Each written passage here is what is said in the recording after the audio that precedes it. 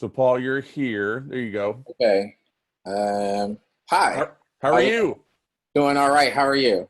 Doing fine. Thanks for being part of DBW Global with us. I'm going to make you the host Okay. so you can share your screen. Thanks. Oh, also, I thought you would appreciate the shirt I'm wearing today. Oh, yeah, you got bonus. We'll have to give you triple the time now. Yeah. Project Yeah, Voice. not you're speaking my language. Yeah, thanks for being here. I know you got something interesting to say. I'm going to shut up and go on mute. You see how to share? There you go. You got it. All right. I think, Thank is you, that Paul. working? Everybody can see my screen. Looks great. All right. Awesome. Thanks so much. I may turn off my camera to make more room here if I can do that. All right. There we go. All right. Hi, everyone. Today, I will be talking about BIPOC voices experiencing authentic, diverse stories on Alexa. And to be perfectly honest, I had to make a change here because I'm not only talking about being on Alexa, but really this works for smart speakers in general, right? And so this can be Google Voice Assistant and things of that nature. And I realized yesterday, as I was watching some of the other presentations, someone in the comment mentioned how there were some differences when targeting US markets as opposed to maybe Brazil or something of that nature. And so I wanted to kind of zoom back because perhaps Alexa's not the best for your area. It might be Google Voice Assistant because that's on anything that has an Android device. And we know that Android devices globally are a huge deal. Just a quick little precursor. You'll see these chat bubbles. They're called chat questions. I know that we've been on all day. Things are kind of going long, but I would love interaction. And so as we go through the presentation, just try to answer those questions in the chat. And let's kind of learn about each other, what's going on, how this information might relate to us specifically. So the first one is just about role and organization. And so I'm going to share my organization and I get the ball rolling, and then we'll move from there. Dr. Paul McNeil, MB Usable Security, and we focus on protecting the customer journey from awareness to retention. So we use artificial intelligence and machine learning, and we also use user-centered design, human-computer interaction techniques and principles, along with emerging tech, to create just custom information security as well as marketing software solutions. And so in short, we focus on using your data and protecting your data to help you maximize revenue.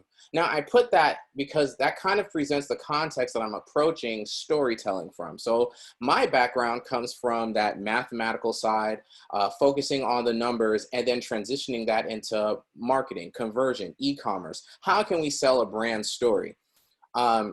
And it kind of started as a preteen. I don't know if you all remember these Choose Your Own Adventure books, but I used to love them. As well as Matt Christopher used to have a series of young adult books that focused specifically on like various sports. And I would love to look for them. Whenever we went to the library, I would probably have finished half of that shelf and just couldn't find a new one fast enough. But when I would look at these covers or when I would read some of the dialogue, they didn't often have Black or brown people that look like me. And so here I was trying to really have these new experiences, but I wasn't always able to actually accomplish that. And so if there was sometimes like someone on the cover and I go, oh, this is about me, sometimes the authenticity of the interactions or the way they would respond to things, I would think, wow, this is not like someone that I would, like, this is not a method that I would use or anyone I would know would use to respond to this scenario. And I want to talk about why it's so powerful to have authentic stories. Authentic stories can create this sense of belonging. They can help shape core values. They can inspire action. They can give perspective.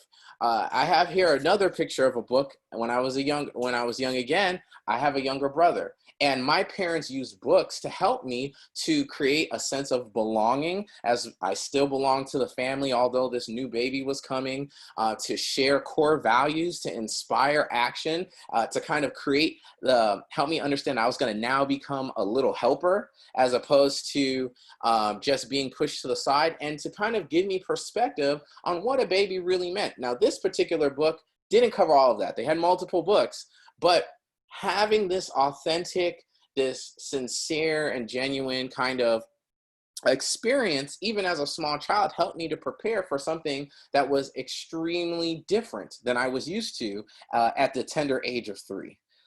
So then we want to talk about what is being authentic. And so we're talking about being genuine. We're talking about representing something that is true to either yourself or to the person that's being identified. And so we can inspire so much change. We can inspire so much good by making sure that our stories are authentic. And I've heard several people so far in the conference really talking about what can we do to make sure that that happens.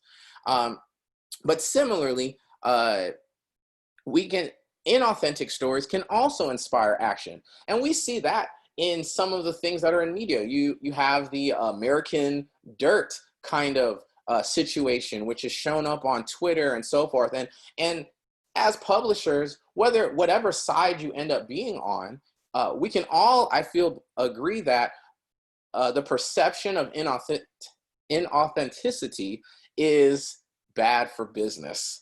And so we want to think about, what does that mean? And so I know that there are people who've talked about making sure that there are more BIPOC individuals in places of power throughout publishing, and that they can be those decision makers and so forth. But I'm not from a publishing background, so I can't speak to that extremely. But what I can talk about is how this can work as far as creating and shaping distribution and experiences that everyone can enjoy. And so here we see authentic diversity could just be good business. So we look at to the Latinx community and the Black population as far as buying power. So it makes financial sense for us to figure out how to get these things right. But I want to talk about these smart speakers and why I'm so excited about using that in this publishing of stories. So we have the fact that 33% of Black adults use a voice assistant as well as own a smart speaker. So we know that in the United States right now, 1 in 4 adults own some kind of smart speaker. And so that's over 157 million people. There's a huge market that is occurring right now. So what does that mean for publishing in particularly?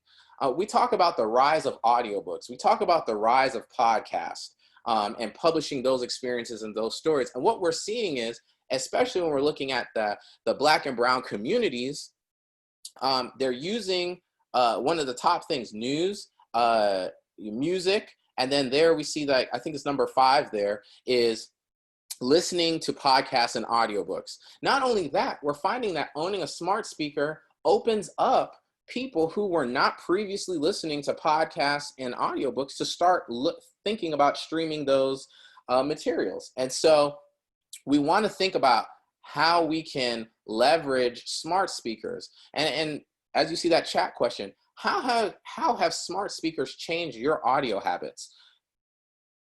We also have here where we talk about what this means in terms of the types of podcasts that are being consumed in these Black and Latinx communities. And we can see that many the music and the radio stations that are being listened to often are hip hop or pop contemporary hit radio. But when we look down at that podcast section, not only is the number of listeners increasing, but we're also seeing some common trends in comedy, news, music, and society and culture. And yesterday, there was a lady who spoke about the importance of connecting the dots between book titles and then the film titles that came later. So maybe it's an interesting thing for us to look at what kind of book titles might be influenced or shaped by these podcast categories. Are we putting out and put things that would allow us to target that area in the things that they're looking for? Are we putting out these funny titles, things of that nature? This is something that I think means a lot for publishing, is that there is a rise, and this is regardless of race and ethnicity. There's a rise in people feeling comfortable shopping and ordering items via their smart speaker. So that can mean wonders when we're talking about subscription plans for a podcast, subscription plans for audiobooks, things of that nature. Having something that allows us to engage with these diverse communities in a way that they're already kind of utilizing technologies. So I wanted to kind of talk about a few practical ways that we can use smart speakers to share and create these authentic experiences. Bradley will know we've talked about how flash briefings are kind of growing. These are like mini podcasts. Publishing houses can put those out. You could use these to demo excerpts of various audiobooks that are out, and use these as a driving factor to towards either websites or a custom skill or voice application. And we can also create these interactive stories. I know that Christian, I believe, spoke yesterday about how he's been creating interactive stories. We also here have been working to create those. And we've been doing these as an interactive radio drama style. And so there's so many possibilities. There's a way to use some of that slush pile that people have been talking about. Maybe there's not enough there to put out the full book, or maybe there are a lot of shorts that you're not quite sure what to do with. They might be able to convert very easily to these interactive stories. Perhaps there are submissions we're getting from BIPOC authors, and we're not sure that it will have a huge crossover appeal. It might work in terms of an interactive story. And one of the things that we've done is we've started working on some interactive stories, and I think hopefully I'm sharing my sound. Let me see if you all can hear, share computer sound. But this is a demo from kind of a usability test that we did recently for one of the stories we'll be putting out. And we just wanted to show, oh, it did not let me play it. Let's see. Hop into the car, and suddenly it's like another person has taken over your body. Through the back window, you see a man in a suit lift his gun. You switch the car into reverse and mow the man down. Turn the car, shift gears, and accelerate out of the garage. Oh man, I think you just killed that man. And so this is a small excerpt from one of our action thrillers. It's called I Am Carlos Benito, that we will be releasing. We were initially going to release it, but then we had some partnerships and we had to push back that release of this particular story. But as you can see, we're able to integrate music and create this experience of getting in a car, music that might be playing as this particular person is in that car, and creating these well-rounded environments. And you can see kind of the joy and delight that was happening in that clip.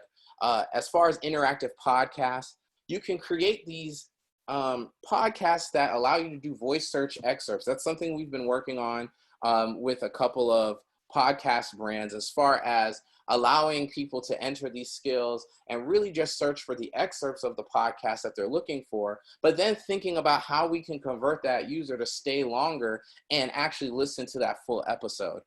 Increased engagement, whether it's engaging more with those click-throughs, and we'll talk about that monetization piece in a bit, and then the ability to collect a lot of additional data. Because we're creating these interactive experiences, we're able to really hone in on what's causing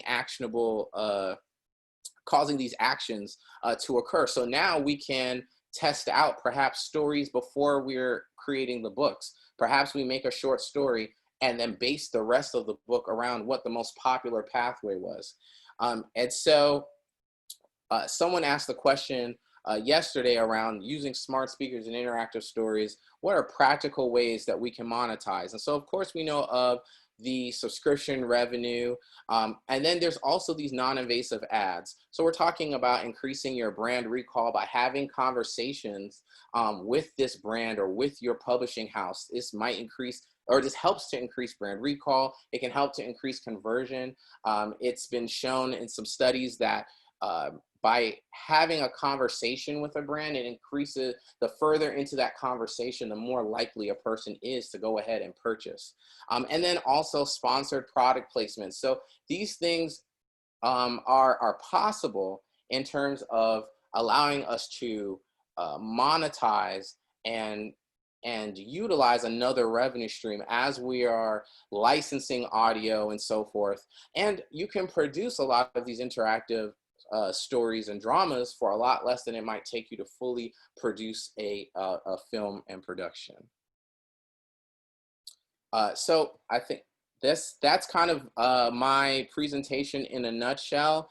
You can please contact me on Instagram and Twitter, as well as via email. And if you would like to talk more about anything that has to do with kind of shaping stories or getting taking control of some of the more BIPOC author submissions that you've been receiving, please feel free to reach out.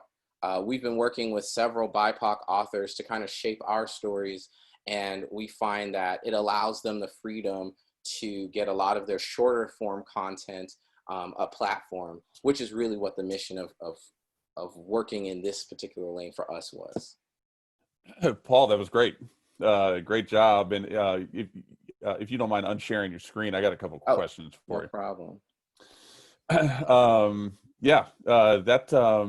I love the idea of figuring out how voice technology and these smart speakers, voice assistants on phones, in the car, et cetera, can be sort of molded to fit culturally different groups of people.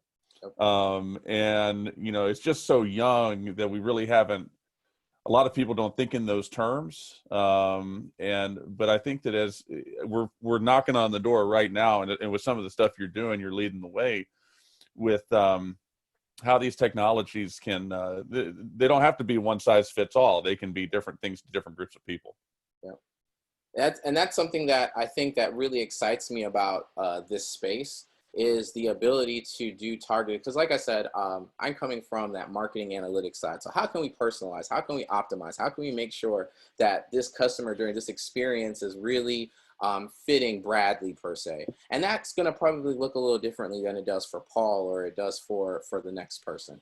And so we want to be able to create those types of mediums. One of the things that I didn't mention, and I know I showed an Echo Show for a second, some of these devices now have screens. And so now you can actually start changing some of the accompanying images or videos and also incorporate that in your storytelling. And so that's kind of what we've been working with. The clip I played, that's an artist. I'm headquartered in Nashville. That's a local artist who had a song, and we've been working with him on utilizing that as getting his sound out there and partnering with him in that way. And so we've had some conversations as well with a few music execs about putting their music or bringing on these diverse authors and speakers or writers that can put stories together around albums and things of that nature. And so there's the possibilities are endless as far as really sharing experiences that are very culturally relevant and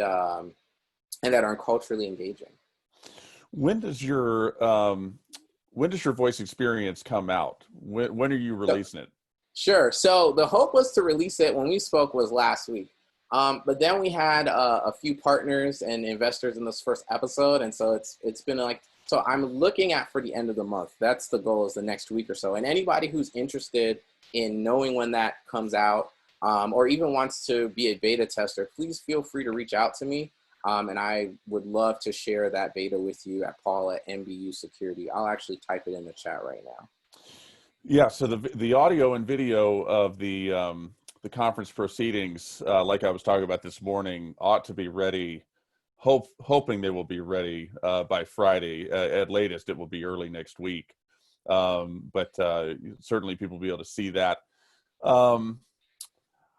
It's a lot of food for thought. I think that you're opening an interesting can of worms, and the way you presented your presentation in general, in the figures and showing the minority spending, the Hispanic spending 1.7 trillion and Black spending 1.4 trillion. I think those are the numbers, and just thinking about how to better, what sort of experiences that one group of people may want out of a voice assistant or a smart speaker that another group would not have any interest in. I think there's a tremendous amount of opportunity there. Paul, we appreciate you being part of Digital Book World with us. Thank you so much. I appreciate it. You got it. So I'm going to